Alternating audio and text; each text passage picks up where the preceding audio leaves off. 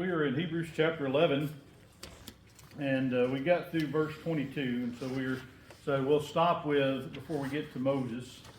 And so verse 23 deals with the faith not of Moses but of his parents. And so if you'll remember, Hebrews chapter 11 gives us maybe the best definition of faith.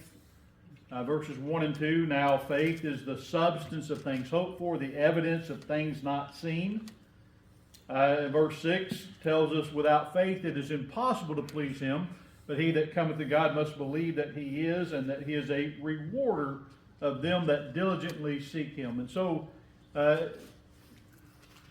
faith always leads to action. You know, if it doesn't lead to action, it's not faith. It might be belief, but it's not faith, and I think there is a difference between those two things. And so here we see all of these Hebrew patriarchs that acted by faith. And again, what's the purpose of bringing all of these instances of faith in times of trial up? What's the point he's trying to get across here? It's an active faith. It's an active faith. But how does this go along with the theme of Hebrews, what he's trying to accomplish through the entire book of Hebrews? God takes care of the faithful. God takes care of the faithful, okay? That we need to, those Christians needed to be just like their forefathers and be men of faith, men of action and faith, and men of perseverance, or people, not just men, but all they need to be faithful. And so if these patriarchs, these heroes of their faith, could persevere through their times of trials, then certainly the people that were living then could persevere, and us today. We can take lessons from this. And so by faith, in every one of these instances, it leads to action in the face of adversaries most often. And so as we go on here, verse 23, and just want to, Hebrews 11 is kind of the antithesis of Acts chapter 7, another occasion where there Stephen goes through the history of Israel and showing how they've always rejected the one sent to deliver them, whereas the Hebrews writer is focusing on the positive aspects of these, some of the times the same people, and their faith, how they persevered. And so I always find it's interesting to compare these two chapters, and we're going to do a little bit of that when we talk about Moses. And so verse 23, this is not necessarily Moses' faith, this is the faith of his parents. It says there, by faith, Moses, when he was born, was hid 3 months of his parents, because they saw that he was a proper child, and they were not afraid of the king's commandments. So what was the king's commandment that he's referring to? To kill the male children, or to cast them into the Nile River. In a sense, they did obey, because they put him in the Nile River. But they made sure he was not going to die. But it says that he was a proper child. I'm not sure why that emphasis is there. It's emphasized in Exodus, it's emphasized in Acts chapter 7, and it's emphasized here that he was a proper child, or a handsome child, a good-looking child, you might even say. And so he was a proper child, so they hid him. But notice, they were not afraid of the king's commandment. So they did not do as the king commanded. They did not. They willfully disobeyed Pharaoh. And so Pharaoh was commanding something that was not moral. And so people of faith, we cannot follow that which is immoral. If it's a command from the government, the legitimate government, if it's not a moral command, we cannot follow it. And so they did not follow it. They refused to do it. And they took care of him. They made provisions for him so that he would not die. By faith they hid him for 3 months instead of killing him. Of course, we know the midwives had some things to do with that as well, but I don't have time to get into that. But So in verse 24, we read there, by faith Moses, when he was come to years, refused to be called the son of Pharaoh's daughter, choosing rather to suffer affliction with the people of God than to enjoy the pleasures of sin for a season, esteeming the reproach of Christ greater riches than the treasures in Egypt, for had respect unto the recompense of reward. By faith he forsook Egypt, not fearing the wrath of the king, for he endured as seeing him who is invisible. So we'll stop right there for the moment here, where it talks about the faith of Moses as he leaves Pharaoh's household, leaves it all behind and goes off on his own, where for 40 years he will serve his soon-to-be father-in-law in the wilderness. And so there's a lot to unpack here. He was brought up as the son of Pharaoh's daughter. That's who found him in the river. She brought him up in the household of Pharaoh. Let's look over in Acts chapter 7. Keep your fingers there and then come over to Acts 7. Because there's a lot here in Acts 7 that I want to bring out. And so beginning there in, let's see, verse 20.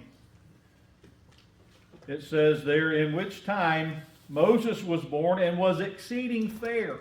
So again, it emphasizes his looks. He was exceeding fair and nourished up in his father's house 3 months. And when he was cast out, Pharaoh's daughter took him up and nourished him as her own son. And Moses was learned in all the wisdom of the Egyptians, and he was mighty in words and deeds.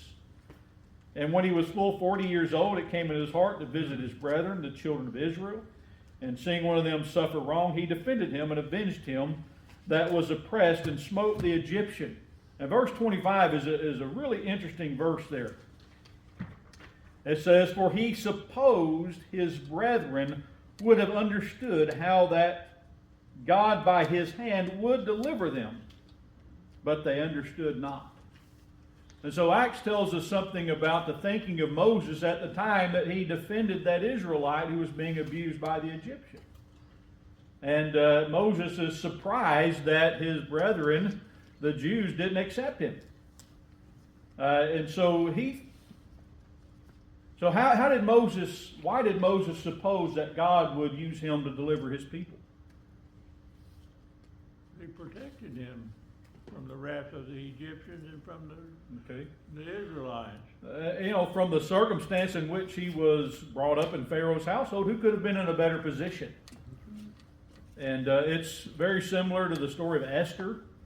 Esther is put into a position where she has influence over the king that no one else has. Also, going back to Moses, when he is first discovered, Moses' sister says, hey, I know a good person to be the housemaid for him, the nursemaid. Yeah. And we're not told how long his mother served as nursemaid. May have served long enough to begin teaching him about his own heritage. Typically up to age 6, children back then were nursed. So that would have been... That's quite a length of time to make an impression. So, he understood who his people were, certainly. But by faith, Moses forsook Egypt. He acted out of faith in delivering this Israelite that's being abused by the Egyptian, killing the Egyptian. He's acting out of faith. He's thinking that it's my job, I'm in the position to save my people. Yes, sir. When did Moses learn he was an Israelite instead of an Egyptian? It must have been pretty early, because his mother, again, actually, Wasn't his mother his nurse? That's right, yeah. Yes. Raised him? Yeah. So she was the nursemaid. She served in Pharaoh's household as his nursemaid, just to bring him up. So she clearly would have had opportunity as he was a young child to instill those values in him. And The Bible doesn't tell us how long she was there Yeah. and how much influence or anything. It just tells us that she was. Well, I think she'd had a lot of influence Oh, absolutely. in the early Who wouldn't, ages. being that close and having that type of a relationship. Yeah, that's right. Okay. And so Moses, by faith, he thought, boy, I'm in the perfect position to deliver Israel. And then they rejected him. So, how Stephen used that in Acts chapter 7 is to show how that Israel always rejects those sent to deliver them. But the Hebrews writers using this same instance to show what faith looks like through the eyes of one who acted in faith, and talking about Moses. And so Moses, first thing he did is he refused to be called the son of Pharaoh's daughter. He rejected that position that he had in the household of Pharaoh. And so he would not have been in line to inherit the throne most likely, but as a foster child, an adopted child, which they clearly knew was a Hebrew. In fact, that Pharaoh's daughter mentioned this must be the son of one of the Hebrews. And so he could have stayed there. Just like, going back to Abraham. Abraham could have stayed put in Ur of the Chaldees or in Haran, and everything would have been a lot easier in his life. The same with Pharaoh, with Moses. Can you imagine growing up in the household of the most powerful ruler on earth at the time? And so a lot of riches, a lot of wealth. But he refused, and he chose. Isn't that what we're called on to do, to refuse the world and choose to follow God? That's exactly what he did. He choosing rather to suffer affliction with the people of God than enjoy the pleasures of sin for a season. So what does that imply, that the pleasures of sin for a season? It's not eternity, it's a short time. It's a short time. It doesn't last. I mean, it may be pleasurable. Sin, if it wasn't fun and pleasurable, people would never do it. So, it's obviously, it's fun, it's pleasurable. People enjoy sin. Well, But if Moses had pursued that luxurious life, where would he wound up? In hell. that's right. If he chose the other, where did he wind up? And it's kind of it's like that, the rich man and Lazarus. Remember the rich man, he says, send Lazarus over to dip his little finger because I'm in torments. And, Abraham there reminds him that, in life he lived in pleasure, but now he's in torments. Whereas Lazarus, who lived his life in torment, so to speak, is now in paradise. And so there is that, as Jesus says, we've got to deny ourselves and take up our cross daily and follow him. We got to suffer in this life if we're not going to suffer in the next. How about the parable that Jesus gave to the young man that came to him who was rich and had all the riches, and asked what he could do? And the Lord told him to give away all of your riches and follow me, and the man could not do that. Yeah, so Moses did exactly that. He gave it all away. And so to suffer, notice his thinking here, esteeming the reproach of Christ greater riches than the treasure in Egypt. And so he valued Christ, though obviously he didn't know Christ at the time, but he valued the riches of Christ, or heaven, the idea of heaven, more than he valued the physical things on this earth. It says he had respect unto the recompense of reward. And so recompense of reward. What does that mean? What is a recompense? To pay something back. Be paid back. That's right. And so the reward, and it's the same word that's used in Hebrews 11:6, or same root, that God is a rewarder of them that diligently seek him. It means to pay back. The same word is used in Matthew chapter 6, where he talks about the people that they're real flowery in their public prayers and they want to be seen of men. He says they have their reward, but they have no reward of their Father in heaven. And so there's two different words translated reward there. The reward they have now is, it's like a payment for a wage. You get paid a daily wage for what you do. Whereas they have no reward of their Father in heaven. The reward he's talking about there is they're not going to get paid back for anything. It's a repayment. And so in our life, our sacrifices that we have to make to follow God, those will be repaid in heaven. And so there is that recompense of reward. He knew that he was giving up a lot of things to follow God. But in the end, he would receive a much greater reward. Recompense of reward is also found in Hebrews 2, verse 2, same phrase.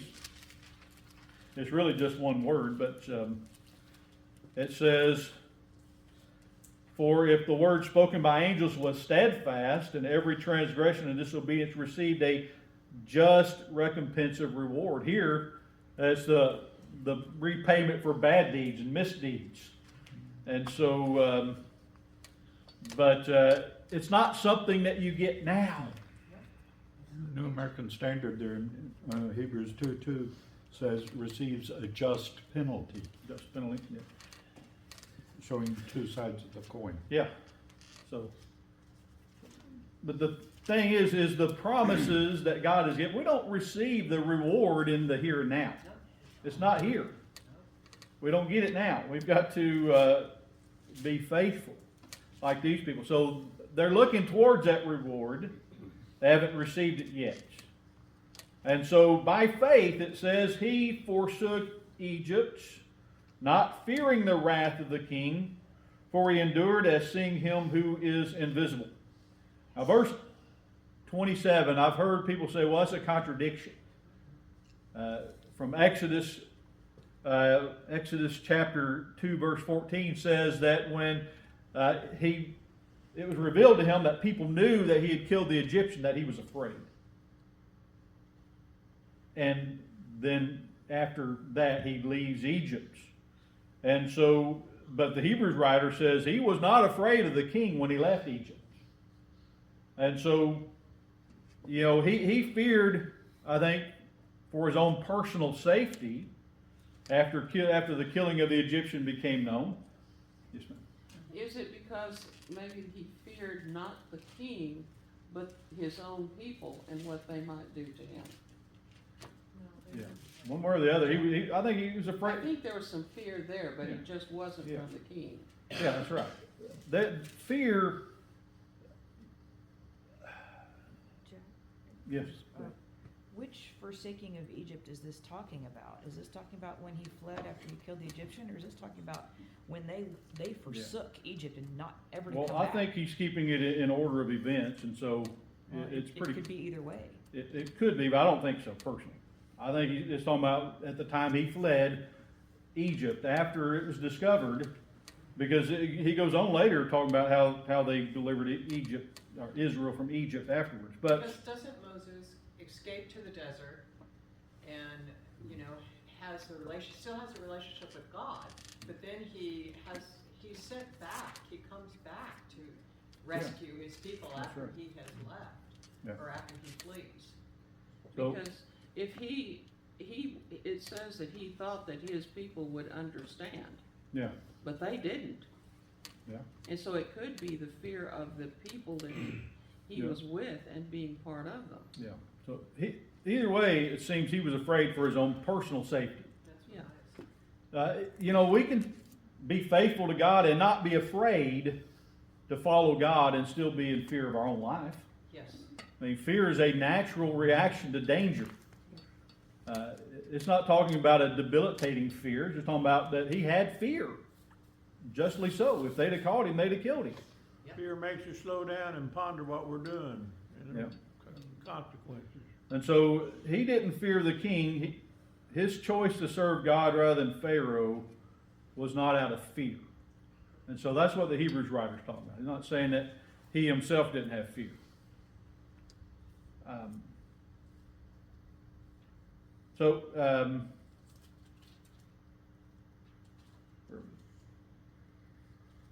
So by faith he forsook Egypt, not enduring the wrath of the king. He endured as seeing him who is invisible. And so again, that's what faith is, right? Through faith he kept the Passover and the sprinkling of blood, lest he that destroyed the firstborn should touch them. So this is after he's come back to Egypt years later, decades later, and so that's why I think it's not, when it says that he forsook Egypt, not out, or he's not talking about when Israel left, but it's talking about, you know, personally when he left Egypt. But, anyway. So they kept the Passover. Now what happened at the Passover? How was that a great act of faith? They had to put blood on their doorway to Yeah. keep the firstborn child alive, Yeah. or the firstborn alive. Yeah. Only by being obedient to God were they saved. Right. Because the angel of death came through Yeah, everyone. and So- killed all. As long as they were obedient, they were saved. And so he's bringing in the idea of obedience and faith. This was also something that was visible to anybody that walked past the house. Yeah. All right. You know, we walk in the physical, and that's what we think of most. But we also walk in the spiritual at the same time. That's right. As we walk through this life, we need to be guided by faith. That's what's walking in the Spirit. All right, verse 29, it shifts from Moses now to the Israelites of the Exodus. It says there, by faith they passed through the Red Sea as by dry land. And so, by faith they went through the Red Sea. You imagine Moses stands there and holds up his rod and the seas part. You know, who's the first daring soul to set foot in there? Gotta have a lot of faith to take that step. Joshua. Probably. Probably Joshua, Aaron. Yeah. So, but you imagine that took some courage. That took some faith. That if I step in there, that water is not going to come down on top of me. What do you think he thought of that shark that was over on his left side? Yeah. Yeah. Whatever. But you know, and the 1 Corinthians makes it clear that there was a cloud that sat over the passage through. It was like a hole through the ocean. Not necessarily the seas parted, but it's like there's a hole punched all the way through the ocean. So you're surrounded with water or cloud all the way around, top and bottom, or top, sides and top. The only place I've experienced that is in an aquarium Yeah. where they have it all around you and you walk in and see everything as you walk through this tunnel. Yeah. If you go through that aquarium that goes over like that at feeding time when they're feeding the sharks, it's pretty interesting. Yeah, it's kind of scary. You're And- glad you're on this side of the glass. Yeah. So, but anyway, it took a lot of faith for them to walk across that. And so, which it says the Egyptians, the same to do, were drowned. And so, you know, as soon as the last Egyptian went in there, the water came down on top of them. And so, it's pretty amazing. It took a lot of faith. Verse 30 then goes on, another generation. Through faith, or by faith, the walls of Jericho fell down after they were compassed about 7 days. And so here we've jumped all the way into the book of Joshua. Under Joshua, the next generation, the faithful generation, you might say, that other generation, Had to die. died in the wilderness. And the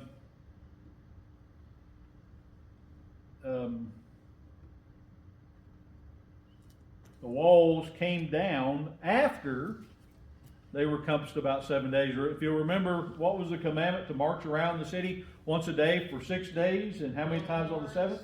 7. On the 7th. 7 times on the seventh day, and when they blew the horns, the walls came down. And so you imagine doing that for an entire week. And Imagine being looked at from the walls and these silly people wandering around the outside. And so, and that last day, you know, they estimate it was about 2.5 miles around the wall. So That's a lot of walking on that last day. And so, but takes a lot of faith in God that this is going to work. And so that's the faith that it took to go on that walk around the city 13 times, 7 times on the last day. Took a lot of faith. But notice the walls didn't come down until they had completed what God had commanded them to do. Just like they weren't delivered from the death angel in the first Passover unless they did what God commanded them to do. So there is that aspect of obedience linked to faith. Because faith without obedience it's not real faith. Now, verse 31 says, by faith the harlot Rahab perished not with them that believed not, when she had received the spies with peace. And so is she being lauded for, what's she being lauded for here? For believing. I'm sorry? For believing. For believing. And what did she do out of belief? Saved Joshua and the other spies. Yeah, she saved the spies. Yeah, she showed him how to get away. Now, some say, well, see, in a situation it's okay to lie like she did because God commended her for lying in Hebrews chapter 11. Is he commending her for her lie? No. Does he even mention her lie? No. You know, if you go back into that chapter about verse 9, as the spies are, she's talking with the spies after she's already hidden them, after she's already told the servants of the king that, you know, they already went in the hills. She comes and talks to them, and she tells them why she did what she did, why she's hid them, because of her faith that his God is the God, that their God is the God. That she goes through. You know, we saw what you did to the Egyptians. You know, we saw what happened to the Red Sea. We saw what you did to these other nations as you conquered on your way here. And so I know that God is with you, and I know that God will deliver me. Of course, they told her what to do, how to be delivered from the destruction, and she followed those instructions, and she was saved. She trusted in God and in God's people. And so that was her act of faith. It wasn't her lying. It was the fact that she hid them, that she sent them out another way. Now later she had to lie to cover up, but she didn't have to do that, but she did. She wasn't commended for that, though. All right. As he goes on here into verse 32, this is where he starts summing things up, and it gets really good here. It says, and what shall I say more? For the time would fail me to tell of Gideon and of Barak. Talking about some of the greatest of the judges. Gideon, remember Gideon, he stood up against the Midianites and defeated the Midianite host with how many people? 300.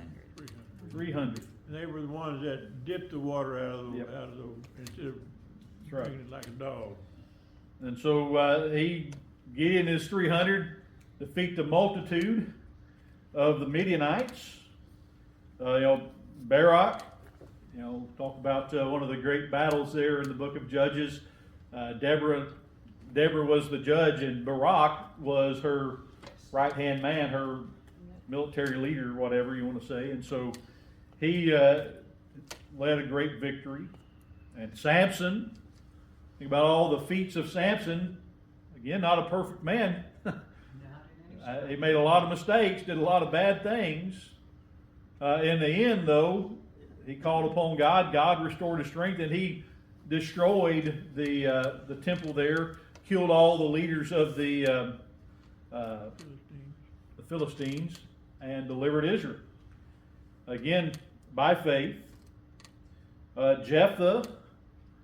Jephthah's an odd character. He made that stupid vow. But David, certainly. Think about how David acted out of faith. All the things that David did. And so he was right. I could go on and on and on here about all the great heroes that you come from. But David and Samuel and of the prophets.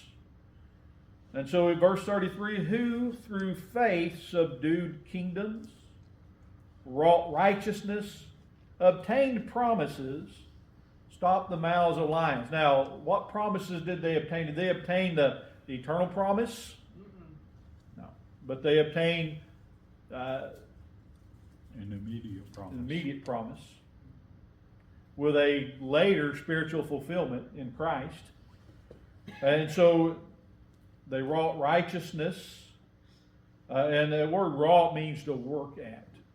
They developed it through work, through strength. So they wrought righteousness, they obtained promises, stopped the mouths of lions. You know, who's he talking about there? David. About Daniel. Yeah, Daniel. That's right. Stopped the mouths of the lions. Quenched the violence of fire. That word violence is the word often translated as power. So they quenched the power of fire.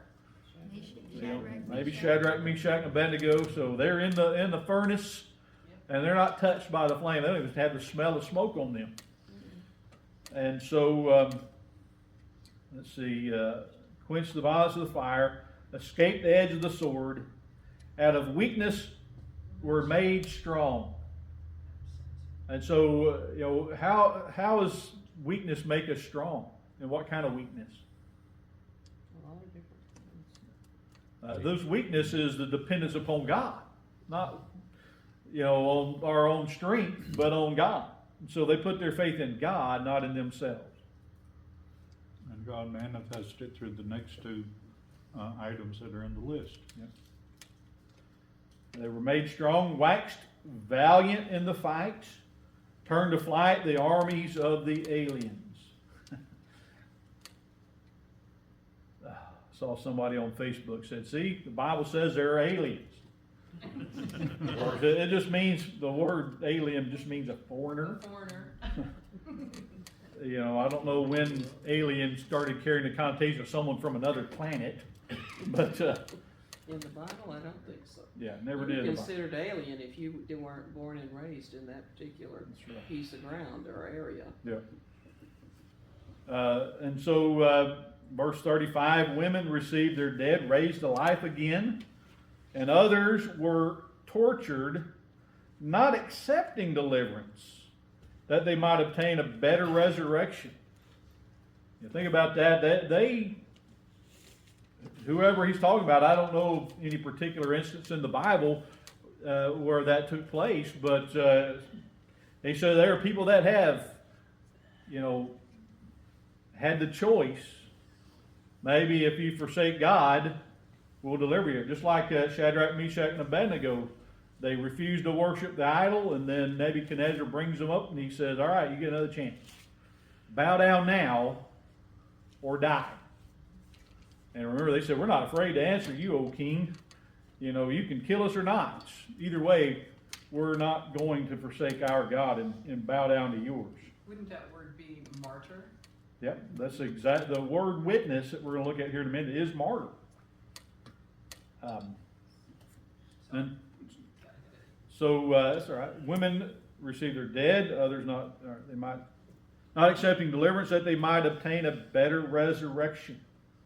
You know, we're told in Revelation 2 and verse 10. Notice what it says there that. That fear none of those things which thou shalt suffer. Behold, the devil shall cast some of you into prison, that you may be tried, and you may have tribulation 10 days. Be thou faithful unto death, and I will give thee a crown of life. Be faithful unto, not until, but unto. There's a difference between until and unto. You're already dead. To the point of death. Be faithful to the point of death.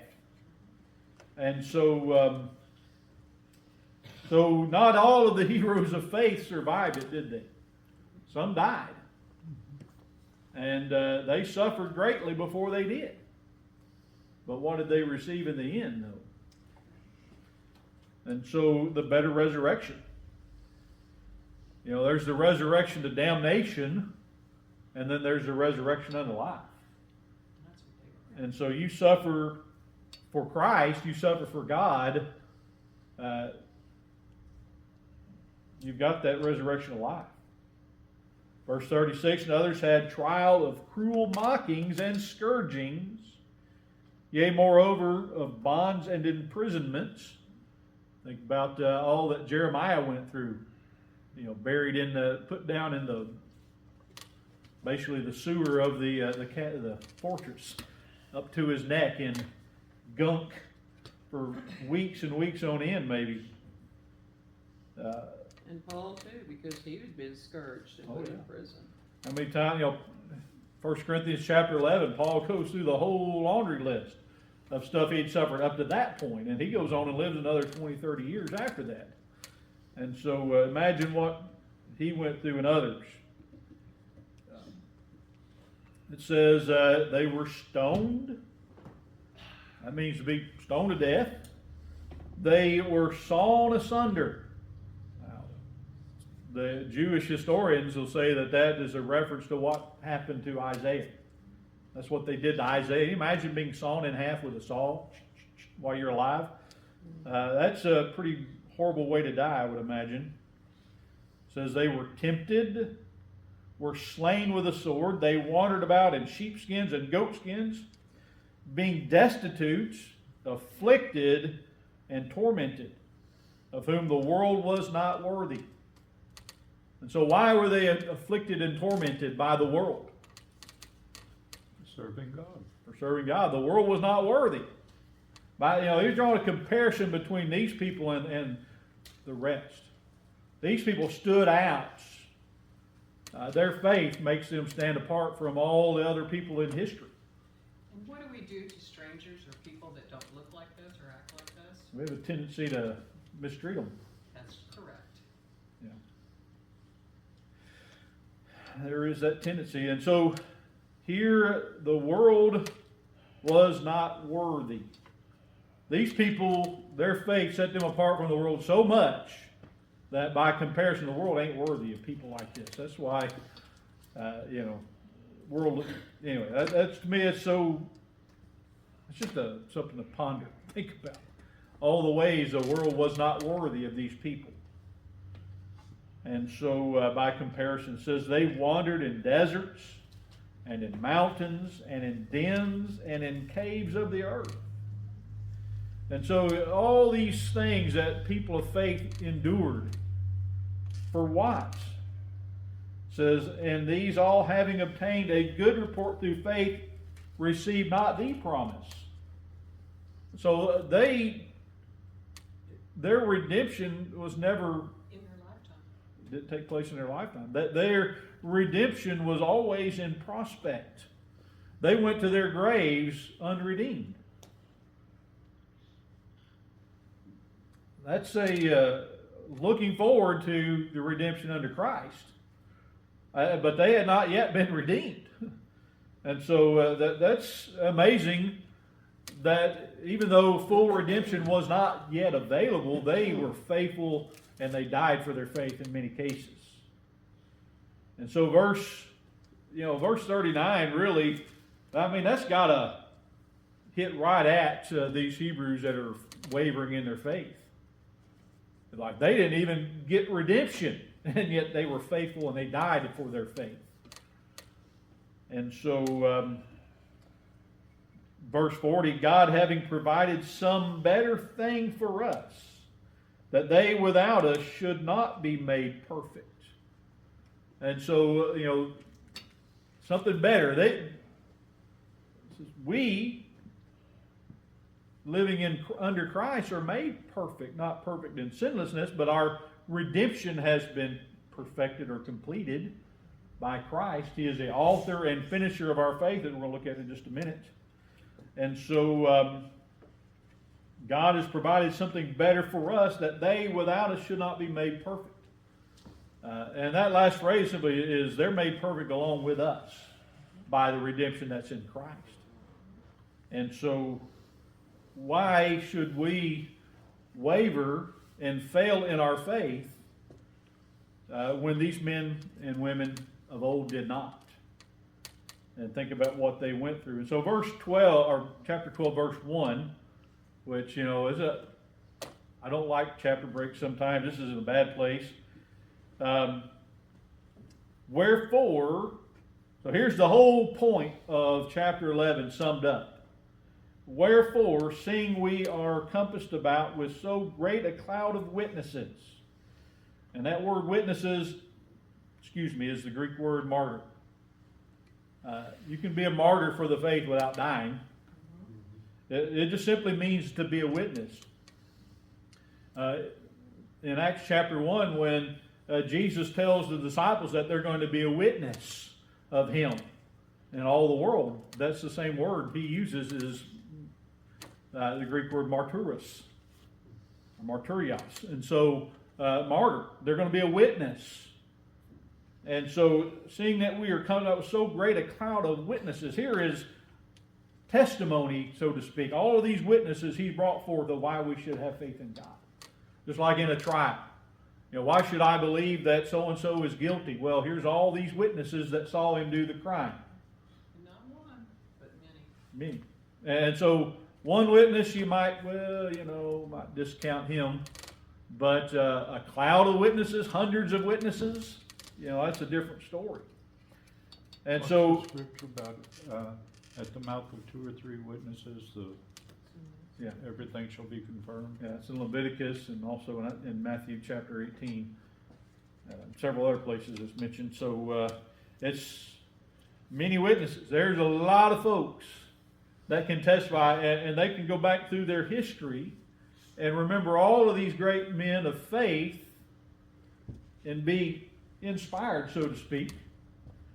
I think about, I like to read about American history, read about people like, George Washington, and even, Benedict Arnold. You read about his early exploits before he became a traitor. He was a great hero. He was quite a patriot. And so you think about the feats that these men pulled off, it's pretty inspiring, but you imagine there's something even so much greater.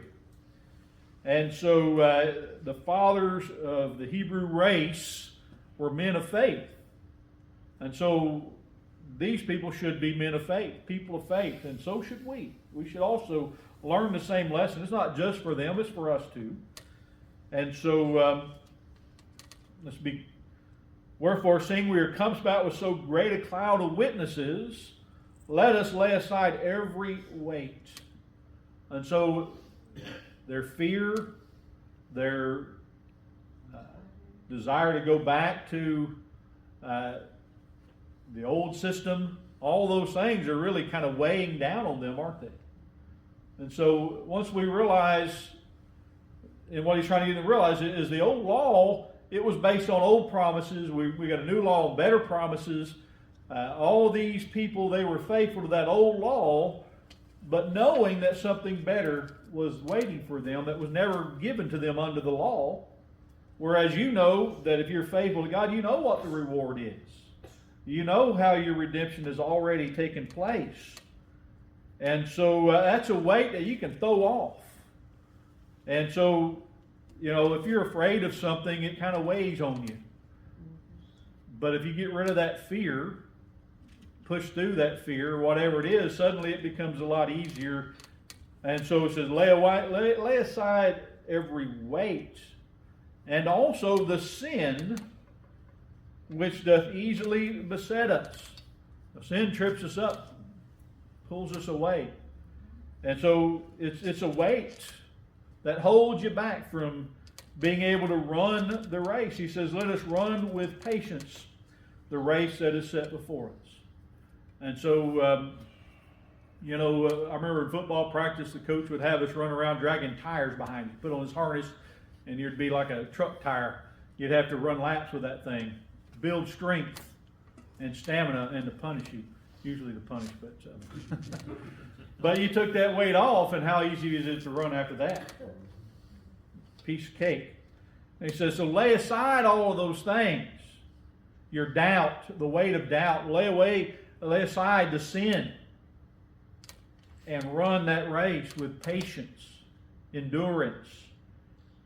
And so if these people could do it, you can do it. And see how he's giving that encouragement. You can do it. And so he says, verse 2 is really the greatest motivation.